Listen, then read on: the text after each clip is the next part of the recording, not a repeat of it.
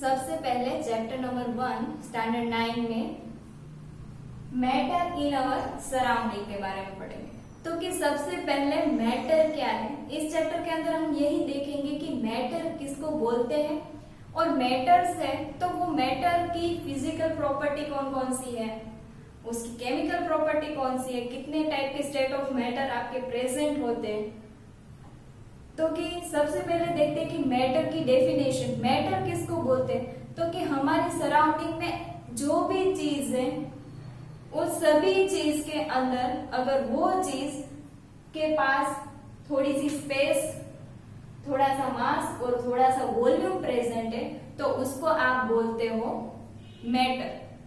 जैसे कि drop of water ले लो, कि ड्रॉप ऑफ वाटर है तो drop of water some space भी ऑक्यूपाई करता है, उसके पास में थोड़ा सा मास भी होता है, थोड़ा सा वॉल्यूम भी होता है। उसी वजह से जो भी मैटर है तो कि जो भी आपका ड्रॉप ऑफ वाटर है उसको हम क्या बोल सकते हैं, तो कि मैटर बोल सकते हैं। यानी कि हमारी सराउंडिंग में ऐसी कोई भी चीज है कि जिसके पास में थोड़ा सा मास, वॉल्यूम और वो कोई भी स्पेस ऑक्यूपाई करता है तो उसको हम क्या बोलते हैं, मैटर। उसके बाद में हमारे जो भी इंडियन फिलोसोफर है, इंडियन फिलोसोफर ने ऐसा बताया कि जो भी पूरी अर्थ के अंदर जितनी भी चीज है वो यहाँ पे ये 5 पंच तत्वों से बनी हुई होती है, 5 एलिमेंट से बनी हुई होती है और उसको हम क्या बोलेंगे, तो कि fire, air, earth, water and sky. तो कि जो भी हमारी पृथ्वी या फिर अर्थ या फिर एनीथिंग जो भी हमारे सराउंडिंग में है वो सभी चीज ये 5 एलिमेंट, ये 5 एलिमेंट या फिर 5 तत्वों से बनी हुई होती है, ऐसा बोलते। तो अभी हम देखेंगे कि ये जो भी मैटर है तो कि ये सभी मैटर की प्रॉपर्टीज क्या होती है। आज मैं चैप्टर में आपको ये सभी प्रॉपर्टीज है तो वो प्रॉपर्टीज एक एक प्रॉपर्टीज बताऊंगी और उसके साथ में आपकी जो भी एक्टिविटी है तो एक्टिविटी के थ्रू भी आपको साथ में ही बताती जाऊंगी। तो सबसे पहले आपकी जो भी मैटर की प्रॉपर्टी है तो कि matter is made up of small particle and the matter, the particle of the matter have some space. तो ये आपकी जो भी प्रॉपर्टी है तो वो प्रॉपर्टी कैसे हम डिफाइन कर सकते हैं तो उसके बारे में अभी पढ़ते हैं। तो सबसे पहली मैटर की प्रॉपर्टी है फिजिकल नेचर ऑफ मैटर है। तो कि फिजिकल नेचर हम किसको कहते हैं, कि जैसे भी हम कोई भी मैटर ले ले, जैसे कि ब्लॉक ऑफ वुड का कोई भी ब्लॉक लेते हैं तो कि वो वुड के ब्लॉक की आप फिजिकल तरीके से देखोगे तो उसका आप स्ट्रक्चर देखोगे, उसकी साइज देखोगे, उसका मास डिफाइन कर सकते हैं, उसका वॉल्यूम है वो आप फाइंड कर सकते हो। तो ये क्या हो गई उसकी फिजिकल मतलब कि बाहर से आप क्या क्या उसकी चीज है वो चीज का आप जो भी मास, वॉल्यूम है वो सब फाइंड कर सकते हो। तो ये आपका क्या हो गई फिजिकल कैरेक्टरिस्टिक। तो कि फिजिकल नेचर ऑफ मैटर में सबसे पहली आपकी कैरेक्टरिस्टिक है कि matter is a made up of particle. कोई भी आप मैटर ले लो वो मैटर छोटे छोटे पार्टिकल से बनी हुई होती है। एज फॉर एग्जाम्पल अगर आपको एक बीकर लो, बीकर के अंदर आप वाटर फिल कर दो,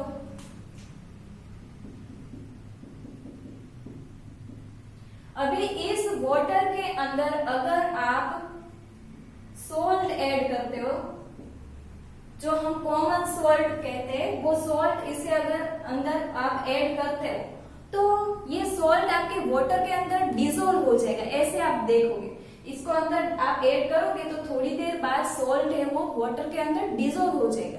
तो ये डिसॉल्व क्यों हुआ, क्यों ऐसा नहीं हुआ कि ये डिसॉल्व नहीं हुआ, जैसा था सॉल्ट वैसा का वैसा ही क्यों नहीं रहा। तो यहाँ पे इस प्रॉपर्टी के बारे में अभी हम पढ़ेंगे कि कोई भी यहाँ पे आपका 2 स्टेट ऑफ मैटर लिए। सॉल्ट कौन से स्टेट में होता है, तो कि सॉल्ट आपका सॉलिड स्टेट में होता है, यहाँ पे आपका लिक्विड वाटर है वो लिक्विड स्टेट में होता है।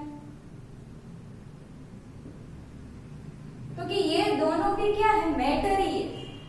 हमने अभी देखा कि मैटर किसको कहते हैं, कि those molecule which occupy some space, which have some mass and volume, उसको आप बोलते हो मैटर। तो कि यहाँ पे सोल्ट भी एक मैटर है, वाटर भी मैटर है।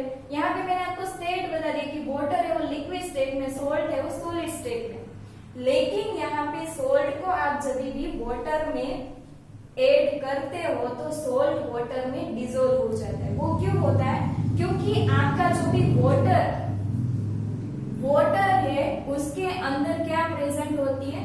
तो कि उसके अंदर थोड़ी स्पेस प्रेजेंट होती है। तो कि यहाँ पे क्या होगा?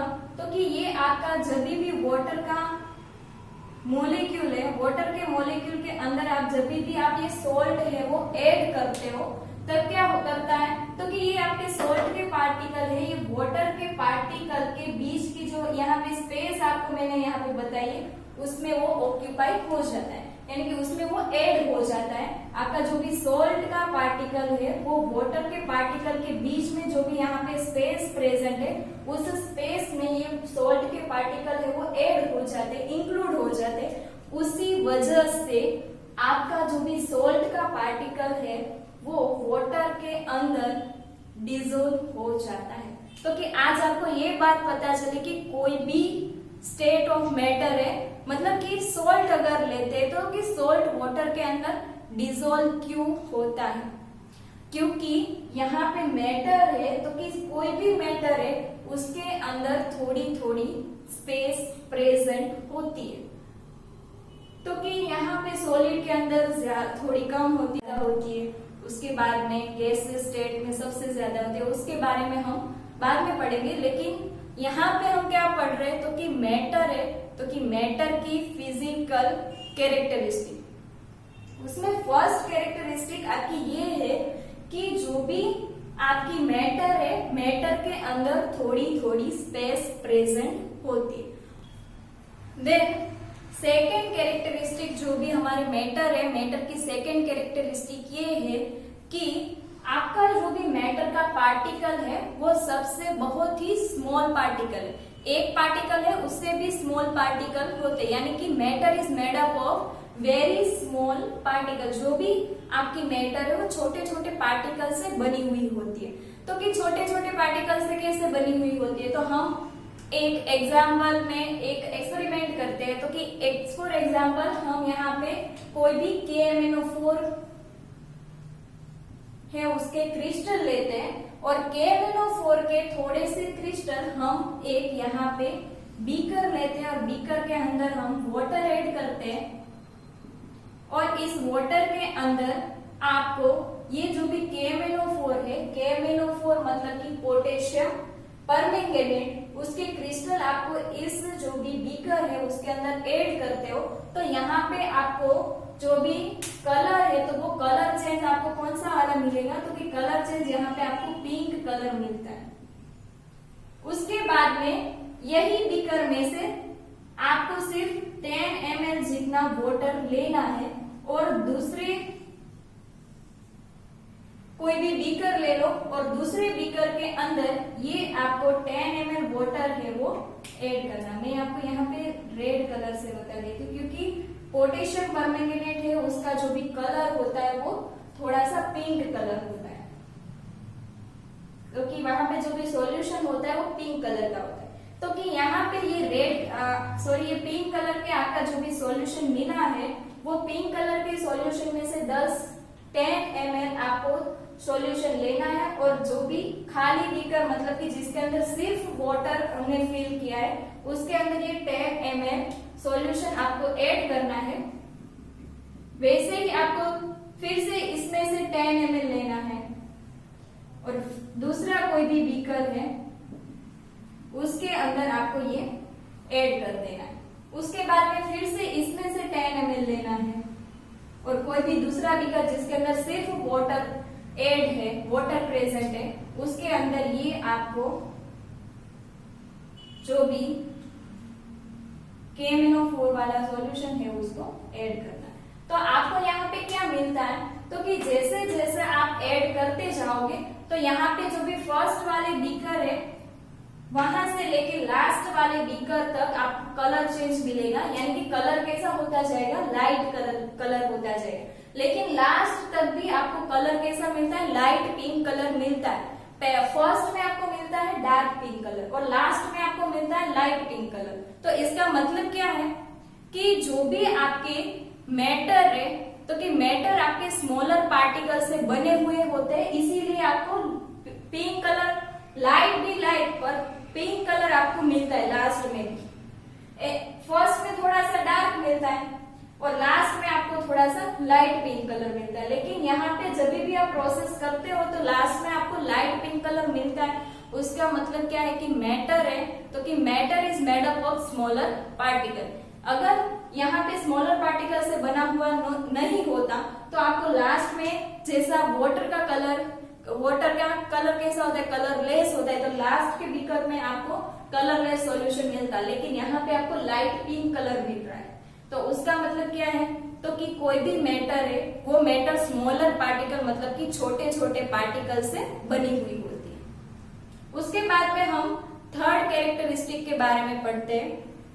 तो कि थर्ड कैरेक्टरिस्टिक यहाँ पे कौन सी है, तो कि थर्ड कैरेक्टरिस्टिक यहाँ पे ये है कि आपका जो भी मैटर के पार्टिकल है, तो कि मैटर के पार्टिकल के अंदर थोड़ी सी स्पेस प्रेजेंट होती है, यानी कि मैटर के पार्टिकल के अंदर थोड़ी सी स्पेस यहाँ पे प्रेजेंट होती है। जो हमने यहाँ पे एक एग्जांपल लिया था कि वाटर था, वाटर के अंदर आपने जब भी सॉल्ट है वो ऐड किया था, तो सॉल्ट ऐड करने की वजह से यहाँ पे सॉल्ट है वो वाटर में डिसोल्व हो गया था।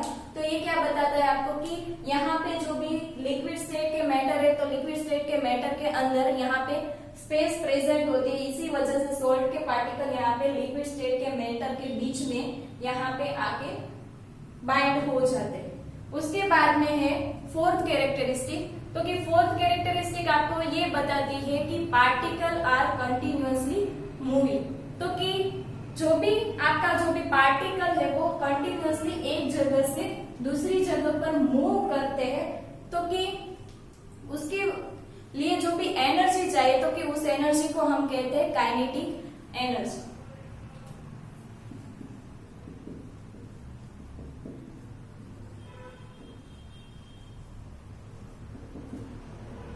तो काइनेटिक वर्ड का मतलब क्या होता है, तो सबसे पहले हम ये देखते हैं कि kinetic word means motion. Motion से रिलेटेड वर्ड है उसको हम बोलते हैं काइनेटिक वर्ड। और मोशन करवाने के लिए कोई भी पार्टिकल है उसको एक जगह से दूसरी जगह पर मोशन करवाना है, और उसके लिए जो भी एनर्जी चाहिए उस एनर्जी को आप क्या बोलोगे, काइनेटिक एनर्जी।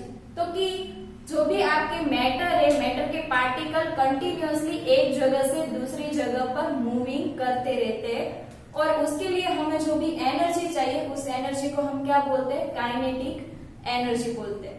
तो कि कोई भी आप मैटर ले लो, उसका आप जैसे भी टेम्परेचर इंक्रीज करते जाओगे, टेम्परेचर है जैसे जैसे कोई भी मैटर का इंक्रीज करोगे वैसे ही वो मैटर की काइनेटिक एनर्जी है वो क्या होगी, इंक्रीज होगी। यानी कि कोई भी मैटर के पार्टिकल है वो कंटिन्यूअसली एक जगह से दूसरी जगह पर मूविंग करते रहते हैं। जैसे ही आप उसको टेम्परेचर दोगे तो उसकी जो भी पार्टिकल है वो एक जगह से दूसरी जगह की उसकी जो भी मूविंग एनर्जी है, काइनेटिक एनर्जी है, तो कि वो कैसे हो जाएगी, इंक्रीज हो जाएगी। उसके बाद में लास्ट हमारा है कि डिफ्यूजन। डिफ्यूजन किसको कहते हैं, तो कि डिफ्यूजन मतलब कि intermixing of two state of matter. तो कि अगर आप कोई भी वाटर स्टेट का कोई भी लिक्विड स्टेट का कोई भी मैटर लो, और लिक्विड स्टेट के मैटर में आप सॉलिड स्टेट का मैटर है वो ऐड करते हो, और यहाँ पे क्या होता है, तो कि सॉलिड स्टेट का मैटर और लिक्विड स्टेट के मैटर का क्या होता है, यहाँ पे इंटरमिक्सिंग होता है।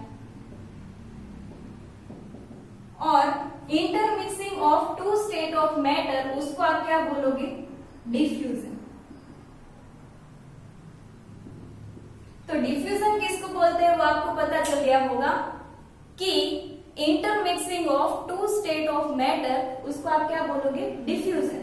जैसे कि सॉलिड स्टेट का मैटर हमने जैसे कि सोल्ट लिया है, सोल्ट आपका वाटर में डिसॉल्व होता है, वाटर कौन से स्टेट में, लिक्विड स्टेट में। तो यहाँ पे दो स्टेट के मैटर है वो एक दूसरे के साथ में इंटरमिक्स हो जाते हैं, तो उसको आप बोलते हो डिफ्यूजन। अगर ऑक्सीजन भी क्या है, तो कि वो गैसेस स्टेट का मैटर है, और गैसेस स्टेट का मैटर वो आपके वाटर के अंदर क्या हो जाता है, डिसॉल्व हो जाता है। तो कि आप सबको पता है, क्योंकि जो भी वाटर है, वाटर के अंदर ऑक्सीजन है वो इंटरमिक्स हो जाता है। तो कि यहाँ पे भी डिफ्यूजन की प्रोसेस होगी कि ऑक्सीजन मतलब कि वो कौन से स्टेट में है, तो कि गैसियस स्टेट में है, वाटर कौन से स्टेट में है, तो कि लिक्विड स्टेट में है। तो कि ये दोनों इंटरमिक्स होते हैं और उस प्रोसेस को हम क्या बोलते हैं, डिफ्यूजन की प्रोसेस। तो यहाँ पे अभी हमारी एक ही कैरेक्टरिस्टिक बाकी है, तो कि ये कैरेक्टरिस्टिक क्या है, तो कि जो भी आपके मैटर के पार्टिकल है, मैटर के पार्टिकल के बीच में इंटरमोलिकुलर फोर्स प्रेजेंट होता है। सबसे पहले हम दो टर्म अभी समझ लेते हैं, इंटरमोलिकुलर स्पेस क्या होती है और इंटरमोलिकुलर फोर्स क्या होते हैं। तो कि अगर आपको ये दो टर्म के अंदर पता चल गया कि इंटरमोलिकुलर फोर्स क्या होते हैं और इंटरमोलिकुलर स्पेस क्या होती है, तो आपको 6 कैरेक्टरिस्टिक और आपको पता चल जाएगी कि इंटरमोलिकुलर स्पेस, इंटरमोलिकुलर फोर्स है वो आपकी सॉलिड, लिक्विड और गैसियस स्टेट की कैरेक्टरिस्टिक में भी आते हैं। इसीलिए सबसे पहले आपको ये दो टर्म्स अगर पता चल गई तो आपको बाकी की 6 टर्म आपको अपने आप ही पता चल जाएगी। तो सबसे पहले हम देखते हैं इंटरमोलिकुलर स्पेस किसको कहते हैं, देन इंटरमोलिकुलर फोर्स किसको कहते हैं। तो कि सबसे पहले हम देखते हैं कि इंटरमोलिकुलर स्पेस। इंटरमोलिकुलर स्पेस मतलब कि मानो कि मैं यहाँ पे कोई भी स्टेट का मैटर ले रही हूँ और आप सबको पता है कि matter is made up of small particle, यानी कि कोई भी आप मैटर लो, कोई भी स्टेट का मैटर लो, सॉलिड स्टेट का लो, लिक्विड स्टेट का लो, गैसेस स्टेट का लो, लेकिन उसके अंदर भी पार्टिकल तो होते ही है। तो यहाँ पे मैं एक स्टेट का मैटर ले रही हूँ, आपको सिर्फ यहाँ पे इंटरमोलिकुलर स्पेस के बारे में पढ़ना है। तो ये जो भी स्टेट का मैटर है उसके बारे में आपको अभी नहीं पढ़ना है। तो इंटरमोलिकुलर स्पेस क्या होता है, तो कि मोलिक्यूलर मतलब कि मोलिक्यूल, इंटर मतलब कि मोलिक्यूल के बीच में, अंदर मोलिक्यूल के अंदर, और स्पेस मतलब कि जगह। तो आपको इसके वर्ड से ही पता चल रहा है कि दो मॉलिक्यूल है, मानो कि ये आपके यहाँ पे दो मॉलिक्यूल, ये दो मॉलिक्यूल है और ये दो मॉलिक्यूल के बीच की यहाँ पे जो भी आपको स्पेस दिखाई दे रही है, तो कि उस स्पेस को आप क्या बोलोगे, तो कि दो मॉलिक्यूल के बीच की जो भी स्पेस है उसको आप बोलोगे इंटरमोलिकुलर स्पेस। इंटरमोलिकुलर स्पेस मतलब दो मॉलिक्यूल के बीच की जो भी स्पेस है उस स्पेस को आप क्या बोलोगे, इंटरमोलिकुलर स्पेस। मतलब कि मॉलिक्यूल के बीच की स्पेस को हम बोलते हैं इंटरमोलिकुलर स्पेस।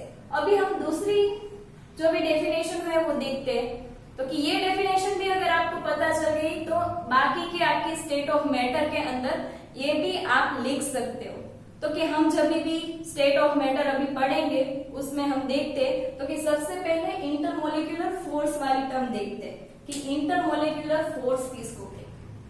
तो कि इंटरमोलिकुलर फोर्स भी इंटरमोलिकुलर स्पेस जैसा ही है कि इंटरमोलिकुलर फोर्स किसको कहेंगे, इंटरमोलिकुलर मतलब कि मॉलिक्यूल के अंदर, मॉलिक्यूल के बीच में यहाँ पे फोर्स है। तो कि मॉलिक्यूल के बीच में फोर्स कैसा है, कोई भी सॉलिड स्टेट की मैटर है तो उसके अंदर इंटरमोलिकुलर फोर्स ज्यादा होता है, लिक्विड स्टेट की मैटर के अंदर कम होता है सॉलिड की कंपैरिजन में, और गैसियस स्टेट में सबसे कम होता है। तो कि यहाँ पे इंटरमोलिकुलर फोर्स किसको कहते हैं, तो कि मॉलिक्यूल के बीच का जो भी फोर्स, दो मॉलिक्यूल के बीच का जो भी फोर्स लगता है, मॉलिक्यूल के बीच का जो भी फोर्स लगता है उसको हम क्या बोलते हैं, इंटरमोलिकुलर फोर्स। इंटरमोलिकुलर स्पेस मतलब कि मॉलिक्यूल के बीच की स्पेस और मॉलिक्यूल के बीच में जो भी फोर्स लगता है उसको हम क्या कहते हैं, इंटरमोलिकुलर फोर्स। तो ये आपको दो डेफिनेशन अगर पता चल गई तो आपको बाकी के 6 इस टॉपिक के बारे में भी पता चल जाएगा जब भी हम कंपैरिजन ऑफ सॉलिड, लिक्विड और गैसेस की बात करेंगे। तो कि अभी हम पढ़ते हैं तो कि characteristic of solid, liquid and gases है। तो कि हमारे जो भी मैटर है, मैटर 5 स्टेट के होते हैं। अभी हम 3 स्टेट के मैटर, सॉलिड, लिक्विड और गैसेस स्टेट के बारे में पढ़ते हैं। तो कि सबसे पहले इंटरमोलिक्यूलर स्पेस और इंटरमोलिक्यूलर फोर्स के बारे में बात करते हैं। तो कि गैसियस स्टेट के अंदर जो भी इंटरमोलिक्यूलर स्पेस होती है वो सबसे, यहाँ पे मैं आपको यहाँ पे डायग्राम ड्रॉ करके बता रही हूँ। तो कि सबसे पहले हमारी कैरेक्टरिस्टिक है इंटरमोलिक्यूलर स्पेस।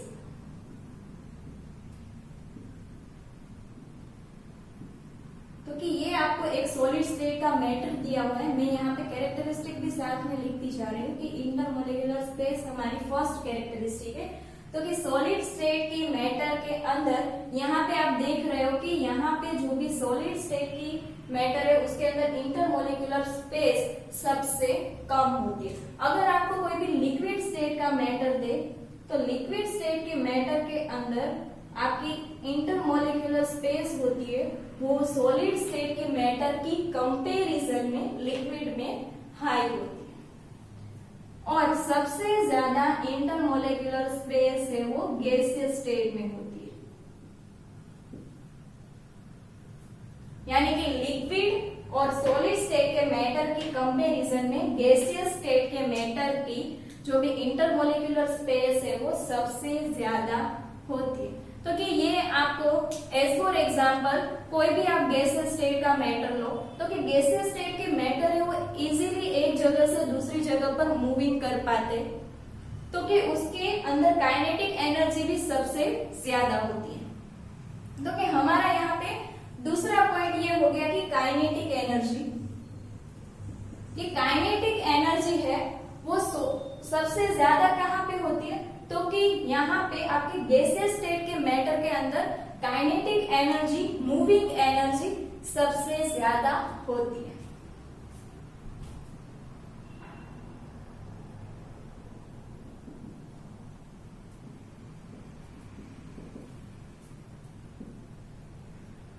किसकी कंपैरिजन में? तो कि compare to solid and liquid state of matter.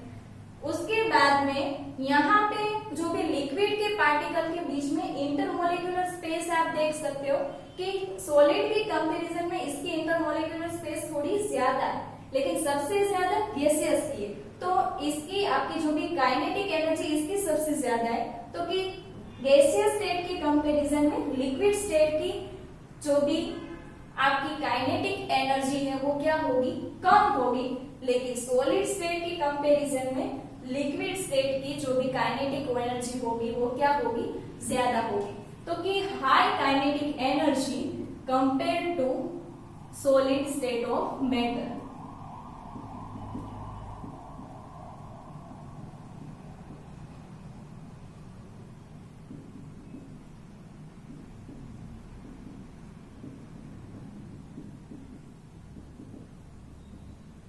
और सबसे कम काइनेटिक एनर्जी किसकी होगी? तो कि सबसे कम लो काइनेटिक एनर्जी, या फिर आप लेस काइनेटिक एनर्जी भी लिख सकते हो। लेस काइनेटिक एनर्जी क्यों? क्योंकि यहाँ पे आपके इंटरमोलिक्यूलर स्पेस क्या है? इसके अंदर इंटरमोलिक्यूलर स्पेस सबसे ज्यादा है। तो कि इंटरमोलिक्यूलर स्पेस ज्यादा होगी। अगर कोई भी एक रूम है, एक रूम के अंदर 5 लोग को ही बैठने के लिए, 5 लोग को ही खड़े रहने के लिए बोल रहे हैं, तो वो एक जगह से दूसरी जगह पर इजीली मूविंग कर पाएंगे। अगर उसके अंदर हमने 20% यानी कि 20 लोग को, 20 लोग को एक दूसरे के साथ में हमने रहने के लिए बोला कि एक ही रूम में, सेम ही रूम में, तो वो उसके लिए आगे पीछे यानी कि उसको एक जगह से दूसरी जगह मूविंग करने में स्पेस क्या मिलेगी? कम मिलेगी। अगर 40 लोग हैं तो कि उसको एक रूम में बंद कर दिया तो उसकी जो भी मूविंग करने की एनर्जी हो, एक जगह से दूसरी जगह जाने की, उसको स्पेस कम मिलेगी। तो सबसे ज्यादा स्पेस किसके अंदर कम है? तो कि सॉलिड स्टेट के अंदर। तो वो एक जगह से दूसरी जगह पे मूविंग कर पाएंगे नहीं। लिक्विड के जिनके अंदर सॉलिड की कंपैरिजन में ज्यादा स्पेस है, तो वो एक जगह से दूसरी जगह पर थोड़ी सी तो मूविंग कर पाएंगे। और सबसे ज्यादा काइनेटिक एनर्जी किसकी होगी? गैसियस स्टेट की, क्योंकि उसके अंदर स्पेस भी सबसे ज्यादा है। उसके बाद में हम देखते हैं कि इंटरमोलिक्यूलर फोर्स।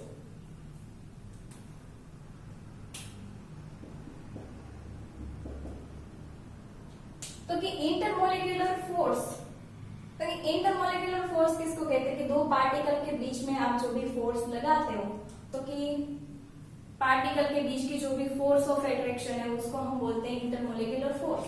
तो यहाँ पे क्या होता है कि यहाँ पे पार्टिकल एक दूसरे के बहुत ही नजदीक में ज्वाइन है, तो उसके बीच का फोर्स ऑफ अट्रैक्शन क्या होगा? सबसे ज्यादा होगा। यहाँ पे पार्टिकल दूर है, तो दूर होने की वजह से यहाँ पे फोर्स ऑफ अट्रैक्शन होगा, इंटरमोलिक्यूलर फोर्स होगा, वो सॉलिड की कंपैरिजन में क्या होगा? लेस होगा। और गैसियस में सॉलिड और लिक्विड की कंपैरिजन में लेस होगा। तो सबसे ज्यादा इंटरमोलिक्यूलर फोर्स कहाँ पे होगा? यहाँ पे high intermolecular force, less intermolecular force compare to solid state of matter. Then gases के अंदर क्या होगा? तो कि less intermolecular force compare to solid state and liquid state of matter. तो ये हमारी यहाँ पे 3 कंपेरिजन हो गई। हमारे पास में यहाँ पे टोटल कितने पॉइंट हो गए? 9 पॉइंट। और कंपेरिजन हमने अभी तक 3 किए। उसके बाद में देखते हैं कि वॉल्यूम के बारे में।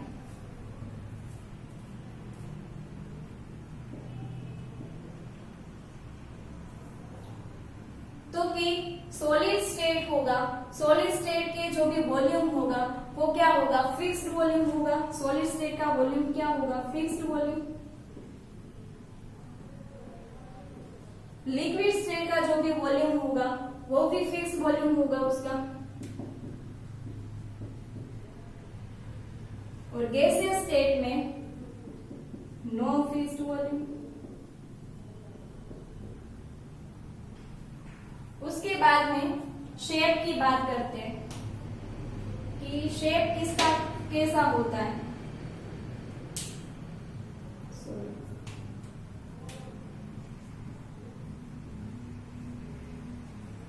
तो कि सॉलिड स्टेट का मानो कि ये पेन है, तो कि इस पेन का जो भी शेप होता है वो डिस्टिंक्ट शेप ही होता है, जैसा है वैसा है, उसमें हम कोई भी चेंज नहीं कर सकते। अगर आप इसके ऊपर फोर्स लगाओ और इसके 2 पीस कर दो, इसके ऊपर फोर्स लगा के 2 पीस कर दो, लेकिन इसका जो भी 2 पीस वाला जो भी शेप रहेगा वो भी सेम टू सेम ही शेप रहेगा। उस शेप में आप कोई भी चेंज नहीं कर सकते हो। अगर आपको यहाँ पे 3 एग्जांपल दिए कि अगर रबर बैंड आपको दिया है, तो कि रबर बैंड को आप जब भी खींचते हो तो क्या होता है कि उसका शेप है वो चेंज हो जाता है। लेकिन आप जैसे ही उसके ऊपर का फोर्स है वो लगाना बंद कर देते हैं, यानी कि उसको खींचना बंद कर देते हो, तो कि उसका जैसा शेप है वैसा शेप आ जाता है। तो कि उसका जो भी रीजन क्या है, तो कि रबर बैंड है, रबर बैंड के अंदर फोर्स ऑफ अट्रैक्शन यानी कि 2 मॉलिक्यूल के बीच का इंटरमॉलिक्यूलर फोर्स होता है वो थोड़ा कम होता है, उसीलिए आप उसको इजीली वो स्ट्रेचेबल होता है, वो एक जगह से दूसरी जगह पर आप खींच सकते हो उसके ऊपर जब भी फोर्स लगाते हो। तो ये आपको क्या बताता है कि रबर बैंड को आप खींच सकते हो, लेकिन फिर भी वो कौन से स्टेट में? सॉलिड स्टेट में, क्योंकि आप उसके ऊपर जब भी फोर्स लगाना बंद करते हो तो उसके जो भी शेप है, उसका जो भी ओरिजिनल शेप है उस शेप में वो आ जाता है। उसके बाद में आपको दिया है स्पॉन्ज। तो कि स्पॉन्ज है, तो कि स्पॉन्ज को आप जब भी प्रेस करते हो तो कि उसका जो भी शेप होता है वो चेंज हो जाता है, फिर भी क्या वो सॉलिड स्टेट में है कि नहीं। तो अभी मैं आपको यही बता रही थी सॉलिड स्टेट की यहाँ पे स्पॉन्ज है वो सॉलिड स्टेट के ही मैटर है, लेकिन स्पॉन्ज के अंदर क्या होता है कि मानो कि मैंने आपको यहाँ पे ऐसा इतना सा स्पॉन्ज हमने लिया है, तो ये स्पॉन्ज के अंदर क्या प्रेजेंट होता है? तो कि पोर्स प्रेजेंट होते हैं। ये पोर्स प्रेजेंट होने की वजह से ही इसके अंदर आपकी जो भी एयर है वो एयर फिल हो जाती है। और जब भी आप इसको प्रेस करते हो तो कि इस फोर्स के अंदर की एयर है वो निकल जाती है। जब भी आप उसको फोर्स लगाना बंद कर दोगे तो क्या होगा, तो कि वो फिर से वो एयर है इसके अंदर फिल हो जाएगी और उसका जैसा शेप था वैसा आ जाएगा। उसके बाद में आपको दिया है कि जो भी शुगर है और सोल्ट है उसको आप जो भी कंटेनर में फिल करते हो उसके जैसा वो जो भी शेप है वो ऑक्यूपाई कर लेता है। तो कि वो क्यों यहाँ पे ऐसा शेप ही उसका हो जाता है, तो कि जो भी आपके सोल्ट का पार्टिकल है, तो कि मानो कि सोल्ट का पार्टिकल इतना है तो कि उसको आप जो भी कंटेनर में ऐड करते हो उसमें फिल करते हो तो कि उसका पार्टिकल तो ऐसा ही रहेगा। अगर आपको शुगर का पार्टिकल दिया है तो शुगर का पार्टिकल ऐसा है तो ऐसा ही रहेगा। तो यहाँ पे शुगर एंड सॉल्ट है वो भी यहाँ पे सॉलिड स्टेट के मैटर में ही है। तो अभी हम यहाँ पे भी शेप की ही बात कर रहे हैं। तो सॉलिड स्टेट का जो भी मैटर होता है उसका शेप कैसा रहता है, तो कि जैसा है वैसा फिक्स शेप ही रहता है। तो कि उसके अंदर शेप कैसा होगा, डिस्टिंक्ट शेप या फिर फिक्स्ड शेप भी बोल सकते हो। उसके बाद में लिक्विड है तो कि लिक्विड के अंदर भी हम यहाँ पे सॉलिड का डेफिनेट शेप होता है। उसके बाद में लिक्विड स्टेट का मैटर आप लो तो लिक्विड स्टेट के मैटर का कोई भी शेप होता नहीं। जैसे कि आप वाटर को एक कंटेनर में फिल कर दो कि वो वाटर का कंटेनर आपका राउंड शेप का है, राउंड शेप का है तो उसका जो भी वाटर है तो कि वाटर का जो भी शेप है वो भी कैसा हो जाएगा, राउंड शेप का ही हो जाएगा। अगर वो रेक्टेंगल शेप में है तो उस वाटर का शेप भी रेक्टेंगल शेप हो जाएगा। यानी कि कोई भी लिक्विड स्टेट के मैटर है, लिक्विड स्टेट के मैटर का जो भी शेप होता है तो कि वो डिस्टिंक्ट या फिर डिफिनेट शेप रहता नहीं है। तो यहाँ पे आप लिख सकते हो नो डेफिनेट शेप। और गैसियस स्टेट है तो कि गैसियस स्टेट का तो कोई शेप भी नहीं होता है कि नो डेफिनेट शेप। उसके बाद में बात करते हैं बाउंड्रीज की। तो कि सॉलिड, लिक्विड और गैसियस स्टेट की बाउंड्रीज की बारे में बात करते हैं। तो कि सॉलिड स्टेट का ये कोई भी मैटर है तो कि सॉलिड स्टेट के ये मैटर की जो भी बाउंड्रीज होती है यहाँ पे से, या फिर इसकी आप बाउंड्रीज देखते हो, ये इसकी बाउंड्रीज है वो डिस्टिंक्ट रहती है। यानी कि इसमें कोई भी आप चेंज नहीं कर पाते हो। इसकी यहाँ पे ये जो भी पहले से बाउंड्रीज है वो बाउंड्रीज रहती है उसकी, तो कि वो सेम टू सेम ही बाउंड्रीज रहती है। लेकिन अगर आप लिक्विड स्टेट का मैटर लो, मतलब कि वाटर लो, तो वाटर की कोई भी बाउंड्री ऐसी होती ही नहीं है। और गैसियस स्टेट का कोई भी मैटर लो जैसे कि ऑक्सीजन, तो ऑक्सीजन की भी कोई बाउंड्रीज नहीं दिखती। लेकिन आपको सॉलिड स्टेट का मैटर है तो सॉलिड स्टेट की ये आपकी परफेक्ट आपको बाउंड्रीज दिखती। तो कि यहाँ पे हम बात करते हैं बाउंड्रीज की।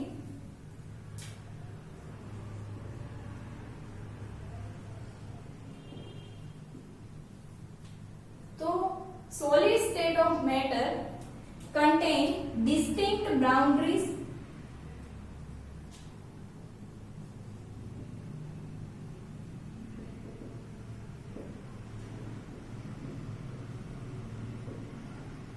वैसे लिक्विड स्टेट के मैटर में नो डिस्टिंक्ट बाउंड्री, और गैसियस स्टेट के मैटर है तो गैसियस स्टेट के मैटर में भी बाउंड्रीज वहां पे प्रेजेंट होती नहीं है। तो ये आपकी कितने स्टेप यहाँ पे हो गए, हमने जो भी 6 आपकी कैरेक्टरिस्टिक है सॉलिड, लिक्विड और गैसियस की, उसके बारे में पढ़ लिया।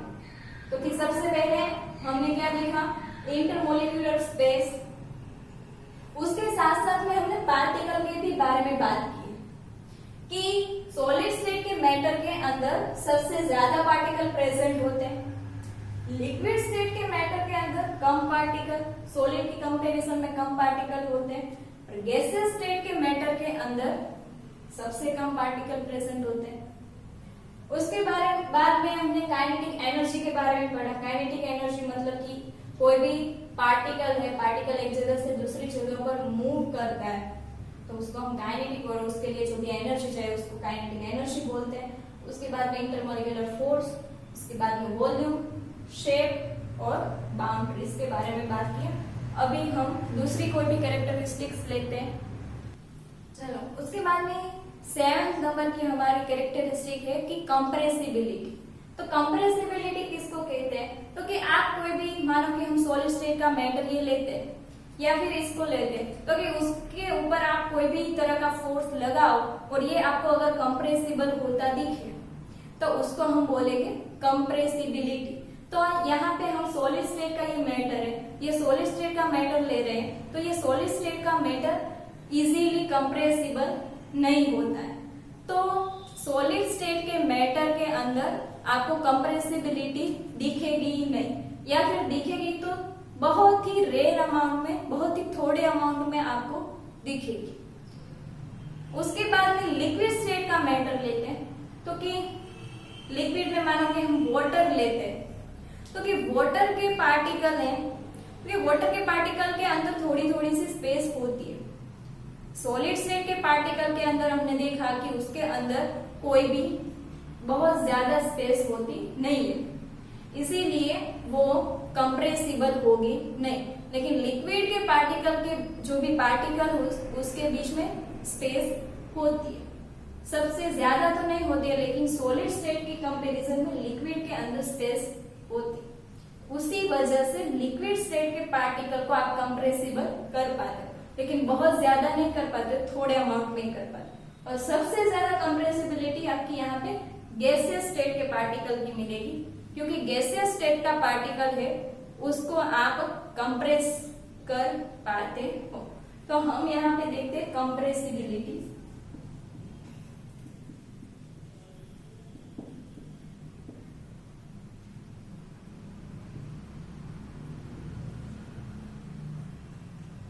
तो कंप्रेसिबिलिटी सॉलिड के अंदर क्या होगी?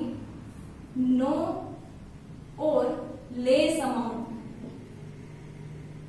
नो और less compressibility compare to liquid and gas. Liquid के अंदर लेस कंप्रेसिबिलिटी होगी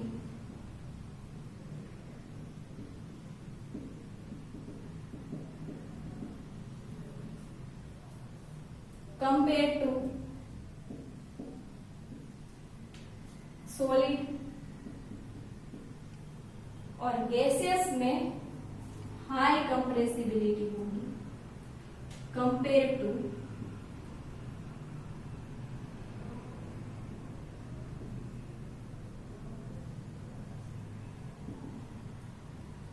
solid and liquid state of matter. उसके बाद में डेंसिटी की बात करते हैं, तो कि डेंसिटी किसको कहते हैं? डेंसिटी मतलब मास बाय वॉल्यूम। अगर यहाँ पे हमने लिया है कि ये आपका सॉलिड स्टेट का मैटर है, लिक्विड और गैसियस का हम मैटर, तीनों मैटर सेम ही है। यहाँ पे सेम वॉल्यूम में, मानो कि हमने यहाँ पे, हम सॉलिड का तो वॉल्यूम नहीं ले सकते, लेकिन यहाँ पे मानते हैं कि वॉल्यूम है, तो कि सॉलिड, लिक्विड और गैसेस का हम सेम ही वॉल्यूम लेते हैं। और सेम वॉल्यूम में आपको पार्टिकल यहाँ पे कितने दिख रहे हैं? तो कि सबका हमने सेम ही वॉल्यूम लिया है। तो कि पहले के अंदर मानो कि आपको 12 पार्टिकल यहाँ पे मिल रहे हैं, इसके अंदर आपको 6 मिल रहे हैं, यहाँ पे आपको 3 मिल रहे हैं, और सबके अंदर हमने वॉल्यूम सेम ही लिया है। तो यहाँ पे मास बाय वॉल्यूम, तो यहाँ पे आपको 1.2 मिलेगा, यहाँ पे 0.6, यहाँ पे 0.3। तो सबसे ज्यादा, इसके ऊपर से आपको पता चल जाएगा कि सबसे ज्यादा डेंसिटी किसकी होगी। तो कि जो जिसके भी अंदर पार्टिकल सबसे ज्यादा होंगे उसकी डेंसिटी सबसे ज्यादा होगी। तो यहाँ पे देखो कि सॉलिड है, तो कि सॉलिड के अंदर सबसे ज्यादा पार्टिकल होते हैं, उसके अंदर स्पेस नहीं होती, इसलिए उसके अंदर जो भी पार्टिकल होते हैं वो सबसे ज्यादा होते हैं। तो कि सबसे ज्यादा जिसके अंदर पार्टिकल होंगे उसकी डेंसिटी भी क्या होगी? हाई ही होगी। तो अभी हम लिखते हैं कि सबसे ज्यादा डेंसिटी किसकी होती है? तो कि सॉलिड स्टेट की हाई डेंसिटी, उसके बाद में है लिक्विड, क्योंकि लिक्विड की लो डेंसिटी होती है किसके कंपैरिजन में, compare to solid state of matter, और गैसियस स्टेट की सबसे लो डेंसिटी होती है किसके कंपैरिजन में, compare to solid and liquid state of matter. तो यहाँ पे ये 3 हमारा हो गया। तो ये आपको पता चल गया कि डेंसिटी किसको कहते हैं। तो कि ये हमारी 8 नंबर की कैरेक्टरिस्टिक हुई, सॉरी ये 7 नंबर की हुई, आगे होगी 6, ये 7 ये 8। उसके बाद में हम देखते हैं फ्लूइडिटी किसको बोलते हैं। तो कि फ्लूइडिटी किसको कहते हैं, ये हमारी 10 नंबर की कैरेक्टरिस्टिक है। तो कि फ्लूइडिटी मतलब कि लिक्विड है, तो कि लिक्विड एक जगह से दूसरी जगह पे आप लिक्विड को रखोगे तो वो इजीली एक जगह से दूसरी जगह पर फ्लो हो जाता है, यानी कि पानी है वो एक जगह से दूसरी जगह पर इजीली मूविंग कर पाता है। अगर गैसियस स्टेट का मैटर लिया है तो गैसियस स्टेट के मैटर भी एक जगह से दूसरी जगह पर इजीली मूव कर पाता है।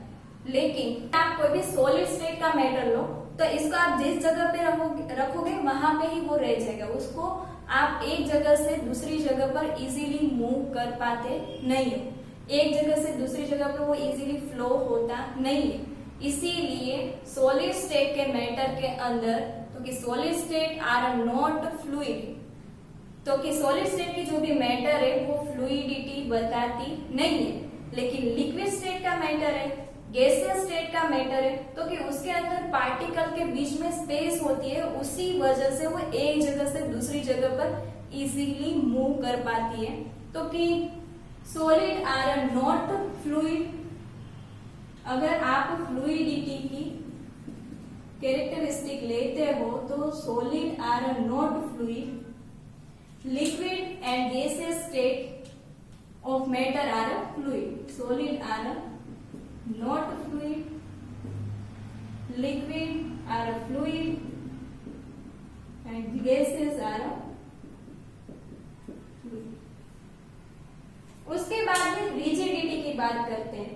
तो कि सॉलिड है वो रिजिड होता है, एक जगह पे ही वो रह जाता है, वो इजीली फ्लूइड नहीं हो पाता है। तो इसीलिए रिजिडिटी की आप अगर बात करते हो तो कि solid are rigid but liquid and gases are not rigid.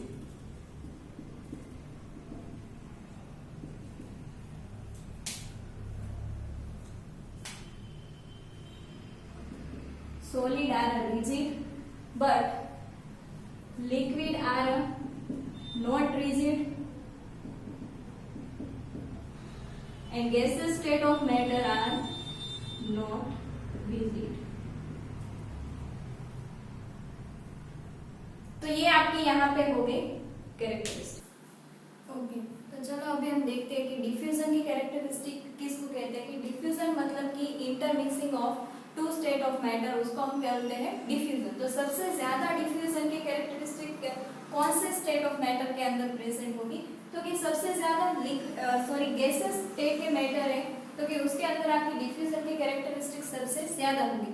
तो कि हमें बैकग्राउंड एग्जांपल भी पता है कि कोई भी वाटर है, वाटर के पार्टिकल के अंदर यहाँ पे ऑक्सीजन है, तो कि ऑक्सीजन का जो भी मॉलिक्यूल होता है वो वाटर के अंदर इजीली डिसॉल्व हो जाता है। उसी वजह से जो भी वाटर के अंदर जो भी लिविंग ऑर्गेनिज्म रहते हैं, उस लिविंग ऑर्गेनिज्म को अपनी जो भी प्रोसेस है, अपने जो भी सर्वाइवल है, उसके लिए जो ऑक्सीजन चाहिए वो ऑक्सीजन कहाँ से मिलता है, तो कि जो भी एटमॉस्फेयर में ऑक्सीजन है वो ऑक्सीजन वाटर के अंदर डिसॉल्व होता है, यानी कि यहाँ पे क्या होती है, डिफ्यूजन की प्रोसेस होती है। उसी वजह से जो भी आपकी वाटर के अंदर जो भी लिविंग ऑर्गेनिज्म है उसको सर्वाइवल के लिए ऑक्सीजन मिलता है, कि ये ऑक्सीजन आपकी डिफ्यूजन की प्रोसेस की वजह से ही उसको मिलता है। तो कि सबसे ज्यादा डिफ्यूजन की जो भी कैरेक्टरिस्टिक है वो कहाँ पे शो होगी, तो कि गैसियस स्टेट में, उससे कम लिक्विड स्टेट ऑफ मैटर में, और उससे कम कहाँ पे होगी, सॉलिड स्टेट। तो हम लिखते हैं कि solid state of matter have a less diffusion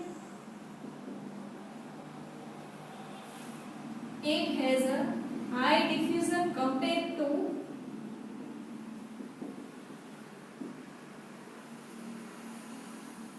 solid state of matter, or it contain the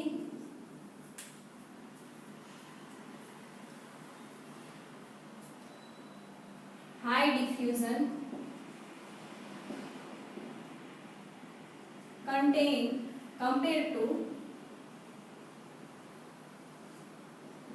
जो भी सॉलिड स्टेट के मैटर है और लिक्विड स्टेट के कंपैरिजन में सबसे ज्यादा डिफ्यूजन किसके अंदर प्रेजेंट होता है, तो कि आपके लिक्विड स्टेट के मैटर के। तो कि कंप्रेसिबिलिटी है, तो कि कंप्रेसिबिलिटी में जो भी एक यूजेस है, वो यूजेस क्या है कि कंप्रेसिबिलिटी मतलब कि आप मानो कि एलपीजी गैसेस, तो कि एलपीजी मतलब कि लिक्विफाइड पेट्रोलियम गैस, उसमें क्या होता है कि जो भी आपका लिक्विफाइड पेट्रोलियम गैस है, मतलब कि आपका जो भी एलपीजी का सिलेंडर है, उस सिलेंडर के अंदर क्या करते हैं, तो कि गैस है, तो कि गैस को हाईली कंप्रेसिबल करते हैं, उस सिलेंडर के अंदर फिल करते हैं।